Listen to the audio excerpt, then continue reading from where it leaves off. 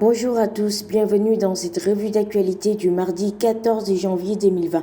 Le procès Lamine Diack est reporté jusqu'au mois de juin du 3 au 22, alors qu'il devait s'ouvrir hier. La présidente du tribunal Rosemary Hunault a renvoyé l'audience. Ce procès concerne Lamine Diack, ancien patron de la Fédération internationale d'athlétisme, son fils Massata Diack et 4 autres personnes. Ils font face à des accusations de corruption vouées à protéger des athlètes russes dopés. Lamine Diack est arrêté en France depuis novembre 2015. Le parquet financier de Paris a reçu hier dans la matinée des éléments relatifs à la commission rogatoire portant audition de Pape Massata Diack par un juge sénégalais. Ainsi, la présidente du tribunal a annoncé le renvoi de l'audience. Je regrette le report, 4 ans hors de Dakar, c'est terrible. C'est lamenté Lamine Diack qui a interdiction de quitter le sol français. Ancien athlète, Lamine Diack était maire de Dakar de 1978 à 1980.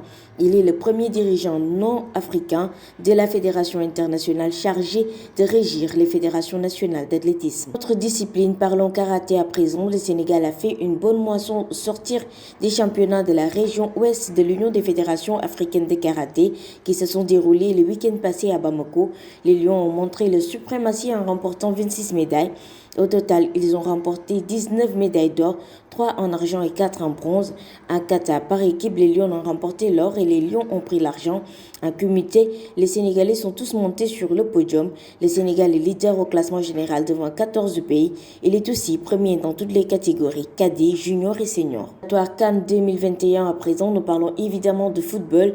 Le changement de la date de la Coupe d'Afrique des Nations qui pourrait se jouer en janvier a certainement chamboulé le calendrier de la CAF.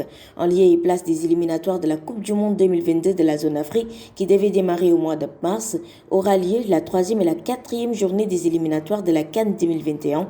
Le Sénégal et la Guinée-Bissau vont donc s'affronter en mars. Mercato pour terminer, le club espagnol Valence est sur la piste de Youssouf Sabaly.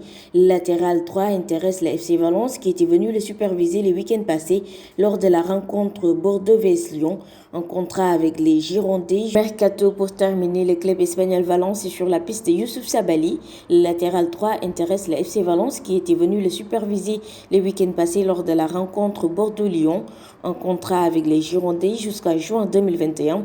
Youssouf Sabaly pourrait quitter le club français qui serait prêt à le libérer en cas d'offre intéressante. Sabaly, qui a plusieurs prétendants en Liga et en Bundesliga, a été aussi proposé à plusieurs clubs en Angleterre, dont Brighton, Crystal Palace, Fulham et Southampton. Autre information mercato, Cardiff City a libéré Armand Traoré. Le contrat à court terme du joueur âgé de 30 ans a expiré et sans un match joué, le club anglais a décidé donc de le libérer.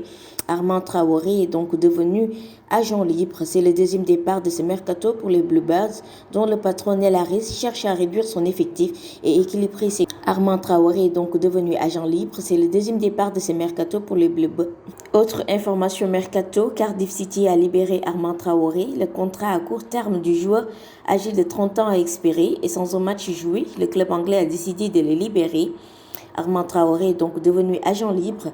C'est le deuxième départ de ce mercato pour les Bluebirds, dont le patron Neil Harris cherchait à réduire son effectif et équilibrer ses comptes. C'est tout pour aujourd'hui. Rendez-vous demain.